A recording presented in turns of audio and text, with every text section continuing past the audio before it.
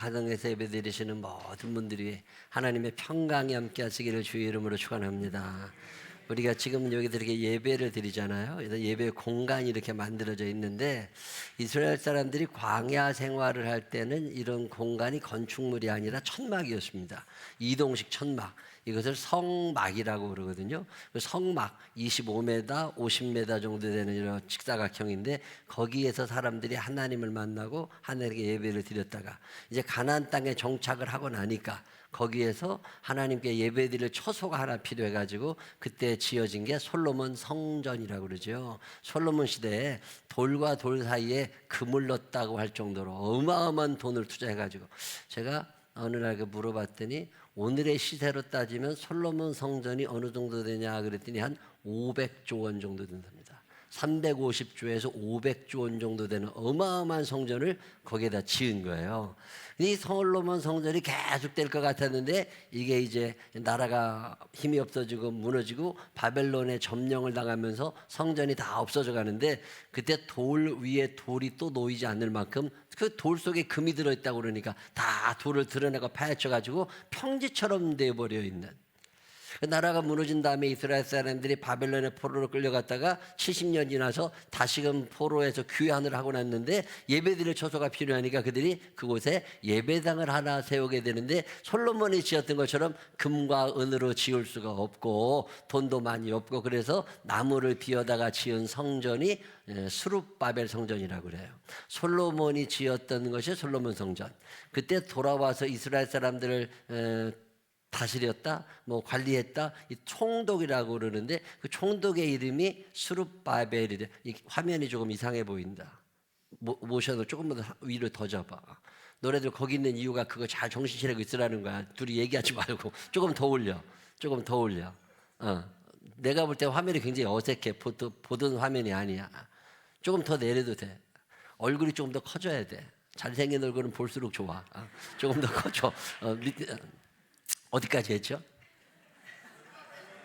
수룹바벨 성전, 그렇지. 수룹바벨 성전이 그렇게 만들어져요. 근데 수룹바벨 성전이 만들어진 다음에 이게 초라한 상태로 그냥 남아있는데 그때 로마라고 하는 나라가 나라를 점령해서 백성들을 다스리기 시작하면서 왕 한 사람 임명합니다. 그 왕의 이름이 헤롯이에요. 헤롯은 이스라엘 사람 아닙니다. 아브라함의 혈통을 받은 사람이 아니니까 지지해 주는 사람이 없어. 그래가지고 이스라엘 사람들의 지지를 얻기 위해서 그들이 제일 원하는 게 뭐냐? 그들이 성전을 짓기로 합니다. 그래가지고 헤롯이라고 하는 사람이 어마어마한 국고를 털어가지고서 세금을 또 걷어들여가면서 성전을 하나 새로 짓습니다. 이 성전을 어마어마하게 지어놨는데 이 성전을 짓는데 걸린 기간이 40년이야. 40년 동안 성전을 지었으니까 엄청나게 잘 진 거잖아요. 이 성전의 돌 하나의 크기, 기초로 쌓았던 돌 하나의 크기가 얼마나인지 그 당시에 살았던 요세푸스라고 하는 역사학자가 쓴 글에 보면 돌의 크기가 가로가 11.4m, 세로가 3.7m, 높이가 12m 된다고 그러니까 돌 하나가 어마어마한 거죠. 이런 성전을 쫙 지어놓은 거예요. 그래서 이스라엘 사람들이 성전 한번 보는 게 꿈에도 소원인 시절에 예수님께서 이제 예루살렘 성전에 제자들과 함께 들어가십니다. 제자들과 함께 성전에 들어갔더니 이 제자들은 되게 저 북쪽 지방 갈릴리에서 살던 촌놈들이거든요. 이 촌놈들이 서울에 와가지고서 성전을 보고 나더니 눈이 휘둥그레진 거예요. 여러분 서울 처음 왔던 기억나세요? 서울 74년도에 엄마 손 붙잡고 4학년 때 서울 온 기억이 나. 그때 서울에 왔는데 그때 우리 할머니 집이 면목동에 있어가지고 면목동에서 있던 적이 있는데 내가 제일 놀랬던 건 뭐냐면요, 밤에 가로등이 있더라니까. 내가 옛날 우리 동네는요, 해 떨어지면 그냥 자야 돼. 달빛도 별빛도 그게 이제 다 가로등인데 서울에 오니까 가로등이 있어. 밤에도 그게 막 허나 거기에 벌레들이 붙어있는. 야, 얼마나 신기했나 몰라. 이 예루살렘에 온 예수님의 제자들이 눈이 휘둥그레져 가지고서 이 엄청난 성전이 있다고 막 예수님께 자랑을 하니까 예수님께서 그때 뭐라고 말씀하시냐면 너네들은 보이는 성전만 보고 있냐? 이 성전이 언젠간 무너질 날이 온다. 너네들 그렇게 죄만에 지고 살고 성전에서 돈벌이나 하려고 그러고 여기서 하나님께 예배를 드려야 되는 성전에서 로마 황제를 높이겠다고 이렇게 앉아있고 너네들 이거 안 된다. 그러면서 하나님이 결국 이 성전도 무너뜨리실 거라고, 마지막 때가 올 거라고 이런 얘기를 하시니까 제자들이 갑자기 물어봅니다. 예수님, 그러면 그런 일은 언제쯤 일어나게 되나요?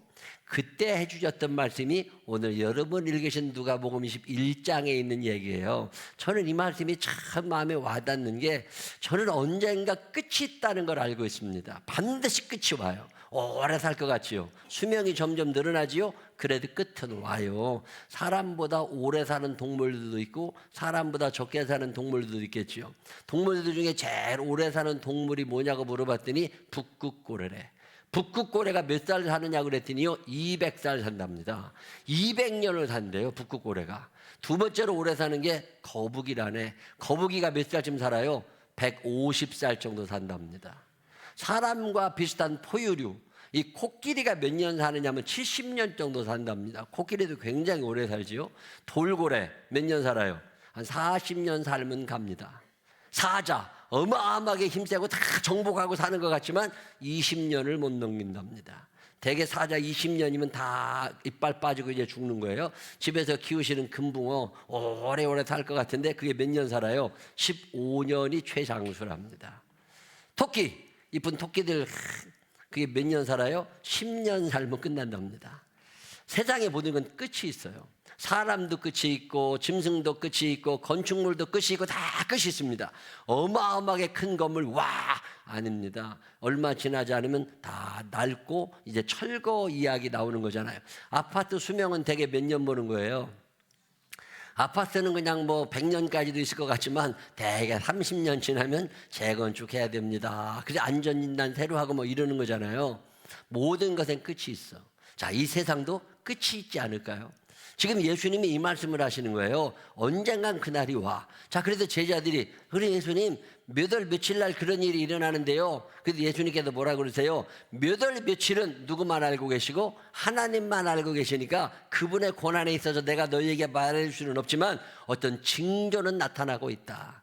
임신을 하고 배가 불러오면 아 이제 날 때가 됐구나 이런 거 알잖아요. 찬바람이 슬슬 불어오면 아 보일러를 틀어야 되겠구나. 뭐 보일러 틀으라고 정부에서 고시해요 안 해요? 안 하지만 우리가 느낀다니까. 아 녹에 있는 두툼한 옷을 꺼내야 되겠구나. 이거는 날씨의 변화를 보면서 우리가 알고 있는 거고, 오늘 날이 흐리고 비가 올 것 같아.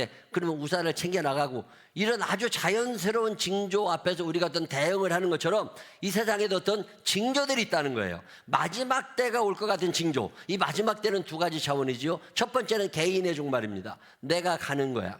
내가 하나님께로 가는 날. 그날이 언제일지는 아무도 모르죠. 먼 미래의 길을 바라면서 준비를 하고 있지만 우리가 오늘이 마지막일 수도 있다는 생각 하세요 안 하세요?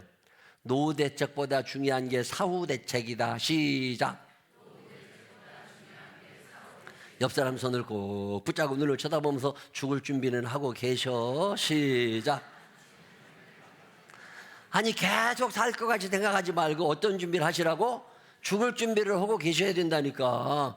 늘 죽을 준비를 해. I'm ready. 나는 오늘 죽어도 괜찮다. 그럴 준비를 딱 해놓고 살아야 되는 거잖아요. 지금 예수님이 이 말씀하시는 거예요. 너 개인적인 종말이 언제 올 줄 알아? 또 온 지구의 끝, 이 우주적 종말이 언제 올 줄 알아? 날짜는 모르지만 징조가 나타난다는 거예요. 그 징조 7가지를 쫙 설명하고 있는 게 누가복음 21장입니다. 그중에 시간 되는 대로 한 서너 가지만 여러분에게 말씀을 드리려고 그러는데, 첫 번째 마지막 때가 되면 어떤 일이 일어나느냐? 거짓 선지자들이 늘어나기 시작한다는 거예요. 여러분 진짜 목사 가짜 목사, 이단이냐 참이냐 이거 구분하는 방법 간단합니다. 근데 영분별의 은사가 있어도 아니 그런 거 아니에요. 말씀을 딱 들어보면 알아. 그가 전하는 말씀이 인본주의냐 가짜입니다. 신본주의냐 진짜예요. 왜 한국 교회가 이렇게 무너져가고 세계 교회가 무너져가고 교회가 어려워지는 거냐? 거짓 선지자들이 너무 많아진 거예요. 하나님이 전하지 말라고 말씀하신 그 말씀을 전하고 다니고 자기의 이야기를 하나님의 말씀인 것처럼 전하는 사람들이 얼마나 많아. 모든 예언은요, 하나님의 말씀에서 벗어나면 가짜가 되는 거예요. 이 말씀에서 벗어나면 인본주의가 되는 거고, 이 말씀 안에 있을 때 신본주의가 되는 거예요. 하나님의 말씀이 우리의 삶의 기준이 되시기를 바랍니다. 천국을 이야기해야 되는 목사님들이 여기서 잘 사는 것만 이야기하면 그게 인본주의라는 거예요. 우리끼리 좋으면 되지. 아니라니까. 우리끼리도 좋아야 되지만 그보다 더 중요한 건 하나님이 기뻐하시느냐가 중요한 거예요. 그게 교회예요. 그게 예수 믿는 사람들이에요. 근데 지금 목사님들 중에 우리끼리 좋으면 되지, 이게 서로 사랑하면 돼, 천만의 말씀입니다. 아무리 사랑이 많아도 거기에 믿음이 없으면 가짜예요. 그래서 거짓 선지자들이 난무한다고 그러는데, 거짓 선지자를 구분하는 방법 중에 하나가 뭐냐면 그게 말씀이 인본주의냐 신본주의냐예요. 만약에 우리 강단에서 생명나무 교회에서 하나님의 말씀이 선포되지 아니하고 이 땅의 이야기만 계속 오가게 되잖아요. 그러니 여러분 우리 교회 나오시면 안 됩니다. 그때는 여러분이 영혼이 죽기를 시작하는 거예요. 인본주의적 설교를 하느냐, 하나님 말씀 중심의 말씀을 전하느냐, 이게 가짜와 진짜예요. 거짓 선지자들이 지금 얼마나 많아요. 교회들마다 신학대학 졸업하고 목사 안수를 받았지만 인본주의자들이 너무 많아요. 아주 답답할 정도로 늘어나고 있어. 정신 똑바로 차려야 됩니다. 왜? 마지막 때가 되면 이런 사람들이 늘어나. 비슷하거든. 불균형이라는 건 뭐예요? 어느 하나만 강조해. 기도만 하면 된다고. 착각하지 마세요. 성경에 기도만 해도 되는 일이 없어요. 성경에서 벗어난 얘기예요. 자동차가 가려면 타이어 공기압이 고르게 잘 맞아야 돼요. 기도도 중요하고 찬양도 중요하고 말씀도 중요하고 우리의 삶도 중요한 거예요. 이게 다 맞춰져야 되는데 기도만 하면 된다고. 이거 가짜들입니다. 거짓 선지자들은 균형을 무너뜨려요. 근데 참 하나님의 말씀을 전하는 사람들은 하나님의 말씀 안에서 우리 신앙생활에 균형을 맞추어가게 합니다. 여러분, 균형 잡힌, 이 균형이 잘 맞는 신앙생활 하게 되시기를 주의 이름으로 축원합니다. 기도는 열심히 하는데 생활이 엉망이야. 그거 가짜입니다. 생활은 참 바른데 믿음이 없어. 그것도 구원받지 못합니다. 이게 균형을 맞추라고 성경 말씀하시는 거예요. 이 거짓 선지자들은 이거를 한쪽으로 편협되게 가르쳐요. 기도만 하면 된다. 절대 그렇지 않아요. 찬양만 열심히 하면 절대 그렇지 않아요. 이 균형을 잃게 하는 게 거짓 선지자들이 하는 일이에요. 이거 홀딱 넘어가기 딱 알맞아. 절대 안 됩니다. 자기 사랑이라는 건 뭐예요? 믿음이라고 하는 건 하나님 사랑, 이웃 사랑으로 삶의 방향이 변화되는 거예요. 주 예수 내 맘에 들어와 계신 후 변하여 새 사람. 이 변화가 자기를 사랑했던 사랑의 방향이 하나님과 이웃을 향하여 변화되는 거, 이게 예수 믿는 거거든요. 이게 바른 선지자들의 가르침이에요. 이게 하나님의 말씀이죠. 근데 언제부터인가 자기 사랑이 커져가. 하나님 사랑, 이웃 사랑은 기존이고 네가 잘 돼야 돼, 너가 잘 돼, 너만 잘 되면 되는 거지, 네가 중요하지. 이거 큰일 났짓다라는 거예요. 성경은 그렇게 말씀하지 않습니다. 성경은 늘 하나님 사랑, 이웃 사랑을 먼저 이야기하고 먼저 그의 나라와 그의 의를 구할 때 하나님이 내 삶을 보장해 주시는 게 성경의 법칙이에요. 자기 사랑보다 하나님 사랑, 이웃 사랑을 먼저 생각하며 사시기를 바랍니다. 그때 하나님의 역사가 일어나는 거예요. 이 거짓 선지자들은 이걸 자꾸 세속주의, 세상의 흐름이 그렇다면 그렇게 따라가야지, 세상이 그렇다는데 이거 안 됩니다. 하나님의 말씀이 그렇다면 그런 거지, 세상에 그렇다해서 그런 게 아니에요. 근데 자꾸만 요즘에 목사님들 중에서도 세상 기준을 자꾸 교회에 도입하려는 사람들이 있어. 안 됩니다. 하나님의 말씀은 타협의 대상이 아니에요. 성경이 그렇다면 그런 것이다. 시작. 다시 한번 시작. 그게 세속주의 아니고 우리는 신본주의죠. 하나님 말씀 중심이고 하나님 중심으로 살아가는 거지 세상의 기준을 따라가는 게 아니에요. 근데 거짓 선지자들은 자꾸 세상 기준을 얘기해. 얼마 전에 어떤 교회 얘기 들어봤더니 그 교회는, 교회 캐치플레이가 뭐냐면 우리 교회는 헌금을 받지 않습니다. 헌금을 거부하는 교회가 만들어졌어. 헌금이, 그 교회 교인들은 헌금을 절대 하지 않습니다. 헌금 없는 교회로 어떤 분이 개척을 했어. 그 교회가 원래는 헌금을 했겠지만 지금 헌금을 안 받는데, 헌금을 하지 않는데, 그러면 헌신을 하지 않는 교회, 그럼 교회를 어떻게 하냐고 그랬더니 입장료를 받는데, 교회가 입장료를 받아. 대인 5만 원, 소인 2만 5천 원. 예배 드리러 올 때 입장료를 내는 거야. 그게 어떤 교회는 금액이 높아. 대인 10만 원, 소인 5만 원. 입장료를 받는 교회가 있어.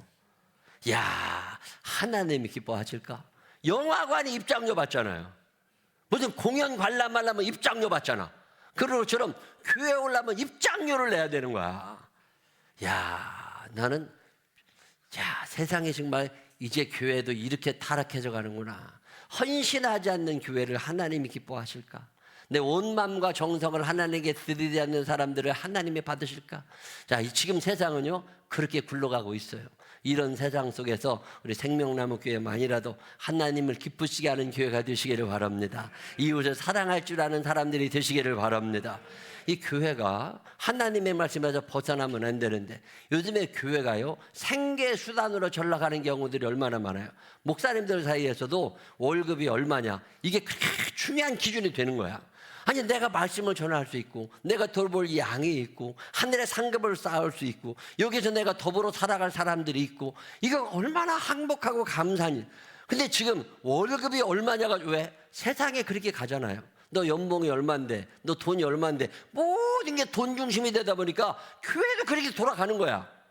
제가 옛날에 선배 목사님들한테 들은 얘기는 부목사님을 뽑을 때나 전도사님을 뽑을 때 월급 얼마 주세요라고 묻는 사람은 뽑지 마라. 제가 옛날에 그렇게 배웠어요. 왜? 목사가 돼가지고서 월급을 먼저 생각하는 사람은 목사의 자격이 없다. 하나님이 자기를 사랑하시는 줄 알고 하나님이 나를 사용하시는 줄로 알고 감사함으로 직분을 감당하려는 사람들이 필요한 거지 월급을 먼저 생각하는 사람들은 뽑지 마라. 그런 얘기를 제가 옛날에 들은 적이 있는데 이게 맞다고 생각해요. 저는 목회할 때도 아니죠. 전도사 처음 할 때 대학교 3학년 때 그때 1년 학비가 얼마냐면 90만 원쯤 낼 때요. 내가 다니는 학교가 1학기 45만 원, 2학기 45만 원 그래서 90만 원의 학비를 내야 되니까 이걸 어떻게든지 벌어야 되잖아요. 이걸 어떻게 벌어야 되는데 벌 길이 없으니까 대개 그때 이제 신학대학에 다니는 사람들은 교회에서 전도사를 대학교 1학년 때부터 전도사를 할 때예요. 그리고 전도사를 하게 되면 그때 이제 한 달에 10만 원씩 대개 이렇게 줘가지고서 1년 모으면 120만 원이야. 그러면 90만 원 학비 내면 30만 원은 이제 용돈이 되는 그런 시대가 저희가 이제 대학을 다니던 시대예요. 저는 대학교 1학년, 2학년 때는 이제 제가 어렸을 때부터 잘하던 그 교회를 다녀서 교사, 주일학교 교사하고 중고등부 교사하고 그렇게 다녔고 대학교 3학년 2학기가 되면서 전도사 한다고 처음 이제 어떤 교회를 가게 됐는데 내 친구가 자기가 그 교회에서 열심히 했는데 이제는 그만둘 거니까 날 보고 그리 오라고 그러더라고. 내가 전도사를 가고 싶다고 그랬더니 얼마나 감사해. 그래서 내가 이제 그 교회를 갔지요. 그 교회를 갔는데 내가 한 달에 10만 원을 받기로 하고 그 교회를 간 거야. 한 달에 10만 원이면 1년에 120만 원이면 학비 내고 차비 얼마 하잖아요. 그런데 이제 그 교회를 갔어. 가가지고도 열심히 했지. 그 교회는 이제 어른은 이제 점점 줄어들어가는 교회고 애들 몇 명 남아있는 교회였는데 그런데 열심히 이제 하니까 이제 애들이 조금 늘어나고 그럴 텐데 첫 달에 10만 원을 받으니까 너무 기분이 좋은 거야. 이렇게 큰 돈을 내가 벌어본 적이 없어.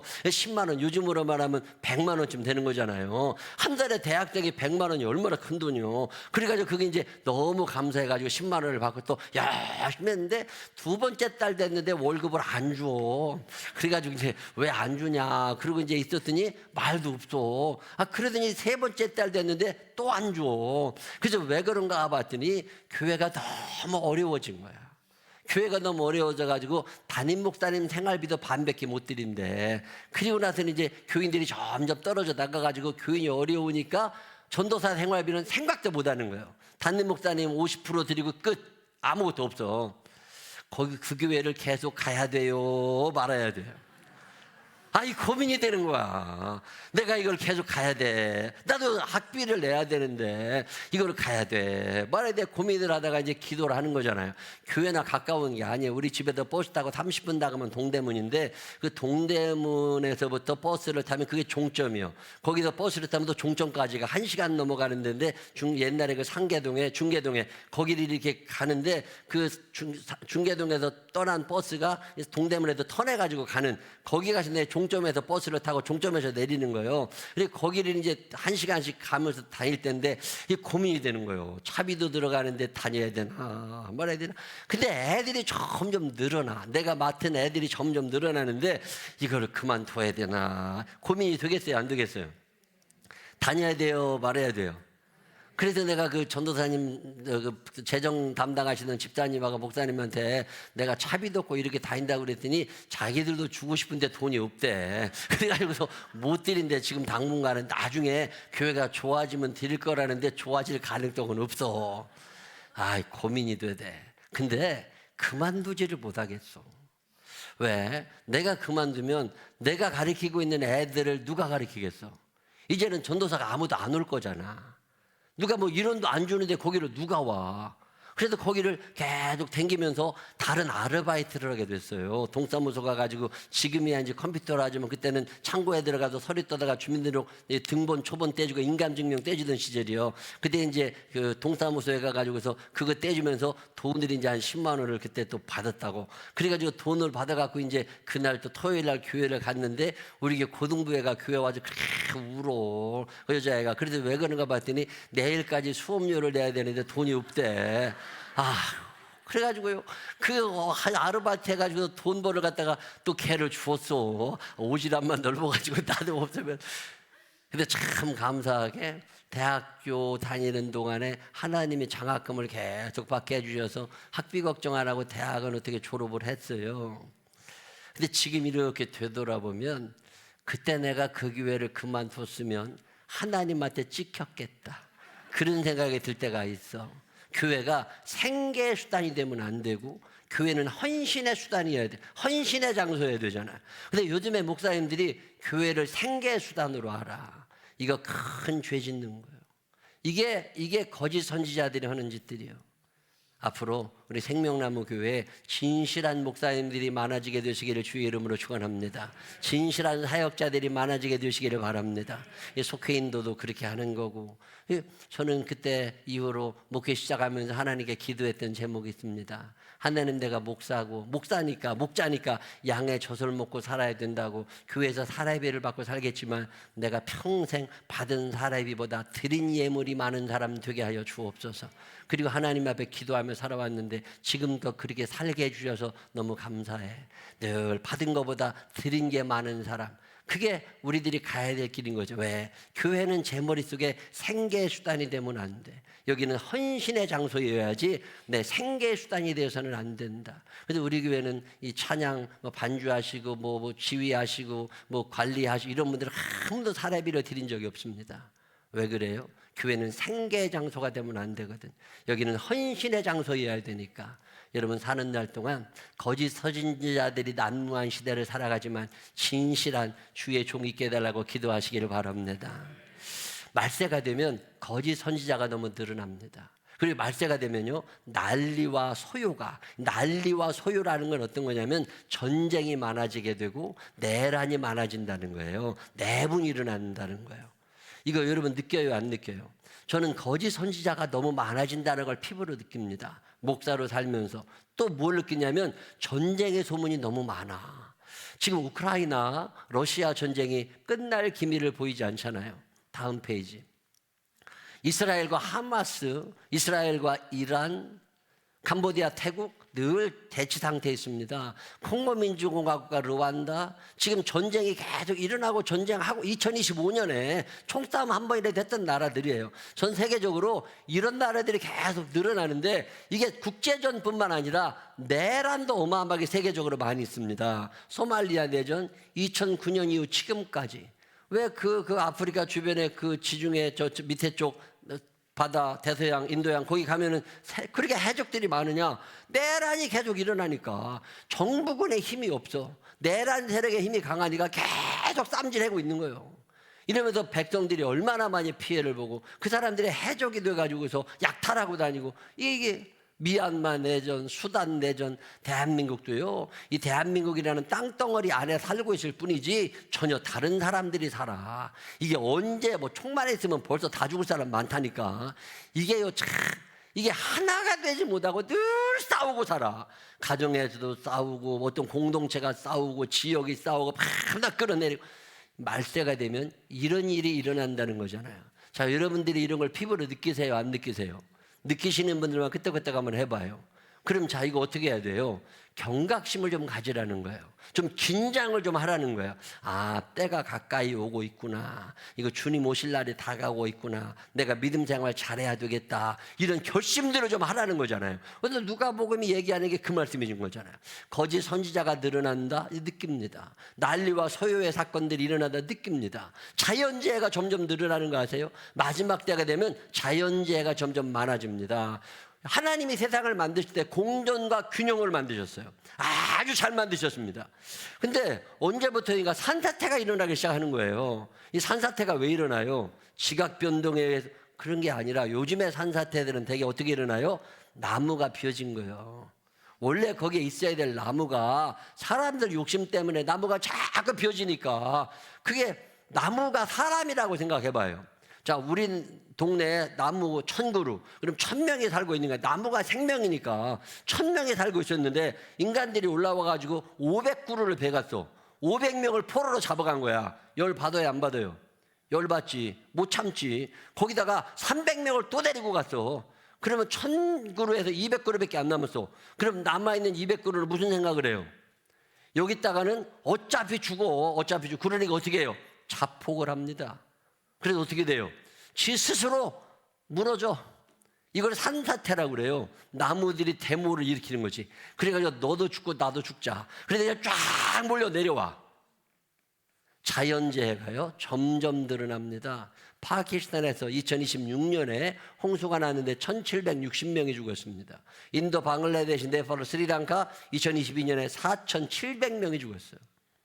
이거 어마어마한 숫자들이에요. 다음 페이지 보시면 호주 퀸즐랜드 지역에서 8만 5천 명의 이재민이 생겼어요. 2022년 이후로. 제가 쭉 찾아봤더니 시리아 대지진 5만 8천 명이 죽었습니다. 재작년 일이죠.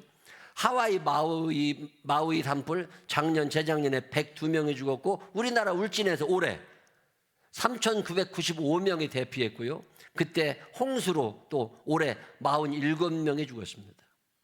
이런 자연재해가 없는 것 같지만 점점 늘어납니다. 올 겨울에는 폭설이 또 갑자기 눈이 막 와. 그래서 어느 지역에 비닐하우스가 무너지고 도로가 사고가 나고 대기오염 문제도 심각하지요. 열대야 문제 심각해져 가지요. 이게 인간이 계속 요즘에 AI 인공지능 그거 얼마나 유용해. 근데 그것을 만들기 위해서 컴퓨터 공장을 세워야 되잖아요. 그 공장 하나 세우면 그게 물 돌려가지고 냉각을 해야 되거든. 이게 보통 열이 많이 나는 게 아니고 이게 보통 환경을 많이 파괴하는 게 아니라네. 근데 이게요 생각해보면 인간의 욕심이 커갈수록 하나님의 때는 가까워오는구나. 이런 걸 그냥 느끼게 됩니다. 자연재해가 안 일어날 수는 없지만 이런 일이 일어날 때 폭염이다 폭설이다 이럴 때 그냥 무감각하게 지나가지 말고 하나님이 나한테 준비하라고 그러시는구나. 내 죽음이 가까이 오고 있고 이 지구의 종말이 가까이 오고 있고 우리 주님 다시 오실 때가 가까이 오는구나. 내가 믿음 생활 잘해야 되겠다. 회개할 거 회개하고 하나님 앞에 바르게 서야 되겠다. 이런 생각 하세요, 안 하세요? 이런 생각 하게 되시기를 바랍니다. 옆 사람 손을 꼭 붙잡고 눈을 쳐다보면서 이제 그런 생각도 하고 살아. 시작. 이제 그런 생각도 하고 살아.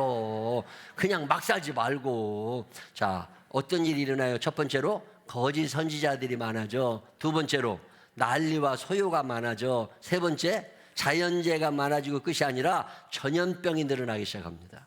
자, 코로나라는 전염병에 3년 동안 세계를 고민하게 만들어 놨잖아요. 근데 코로나 같은 건요 정복이 됩니다. 옛날에 에이즈가 나왔을 때 다 죽는다고 그랬어. 근데 다 치료약이 나옵니다. 근데 전염병이 무서운 건 뭐냐면 치료약이 나오기 전까지 급속도로 퍼지면서 사람들의 생활을 아주 어렵게 만들고요 불행하게 만듭니다. 자, 이 전염병, 신종 전염병이 얼마나 많아. 의학적으로 증명된 전염병들은요 여러분 찾아보면 너무 많습니다. 근데 우리가 알 수 있는 전염병이 너무 많습니다. 그 중에 하나가 뭐냐면 마약이라는 거예요. 여러분 마약은요 어마어마한 속도로 퍼져나가고 있고, 이 마약에 한번 손을 대면 죽을 때까지 안 끝납니다. 이게 2년만 3년 감옥에 가두기 전까지는 몸에 있는 마약 기운이 빠지지를 않는데요. 그래도 또 먹게 되고 또 먹게 된다는 거예요. 이건 모양도 흉내내면 안 되는 건데 이 전염성이 너무 강해집니다. 2024년에 우리나라 2만 3천 명이 마약 사범으로 잡혔어요. 어마어마한 숫자입니다. 청소년 마약 사범이 10년 새 10배 늘어났고요. 2023년에 마약 사용자가 32만 명입니다. 우리 가족들 중에도 있을 수 있다 그 말이에요. 이거 정신 바짝 차려야 됩니다. 이런 마약만 전염병처럼 늘어나는 게 아닙니다. 동성연애자들의 숫자가 어마어마하게 늘어나고 있습니다. 2025년에 지금 현재 200만 명 정도 추정해요. 어마어마한 사람들이에요. 이게 점점 늘어납니다. 자, 딸이 결혼한다고 신랑을 데려왔습니다. 근데 여자를 데려온 거야. 이런 일이 비일비재하다니까. 어떤 목사님들 지난번에 만나서 얘기를 하는데요. 자기 딸이 미국에 있는데 결혼한다고 그러는데, 그래서 누구냐고 그랬더니 남자라고 그랬대. 그래서 인종도 묻지 않았대. 백인종, 흑인종 아무것도 묻지 않았대. 남자면 된다. 이제는 그런 시대가 됐다니까. 왜? 남자가 남자 데리고 와, 여자가 여자 데리고 와, 우리 결혼할 거라고. 이게 합법화되면서 동성연애자들이 어마어마하게 늘어나고 있습니다. 이거 전염병처럼 퍼지는 거 아세요? 스마트폰 중독, 게임 중독, 쇼핑 중독, 주식 중독, 코인 중독. 그게 꽉 거기서 헤어나지를 못해. 결국은 폐가 망신하는 거잖아요. 양의 우리에는 양이 있어야 되는데 그 양의 우리에 늑대 한 마리가 양 가죽을 쓰고 들어가 있는 거예요. 그래서 한 마리 한 마리 이제 양들을 잡아먹기 시작하는 거죠. 무감각해지면 내 옆에 있는 늑대를 구분해내지를 못합니다. 그래서 늘 깨어 있으라고.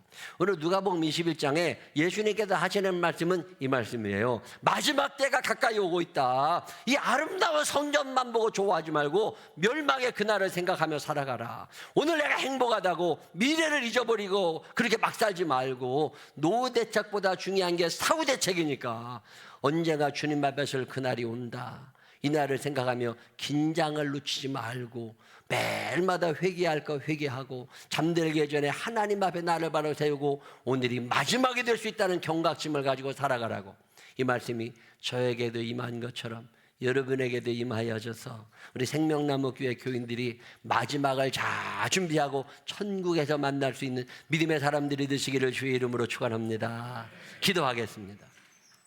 좋으신 아버지 하나님, 경각심도 없고 긴장감도 없이 세상 흐름대로 따라가는 사람들 되지 않게 하시고, 거짓 선지자들이 늘고 있습니다. 난리와 소유의 소문도 늘고 있습니다. 자연재해도 늘어나고 있고 전염병도 늘어나고 있습니다.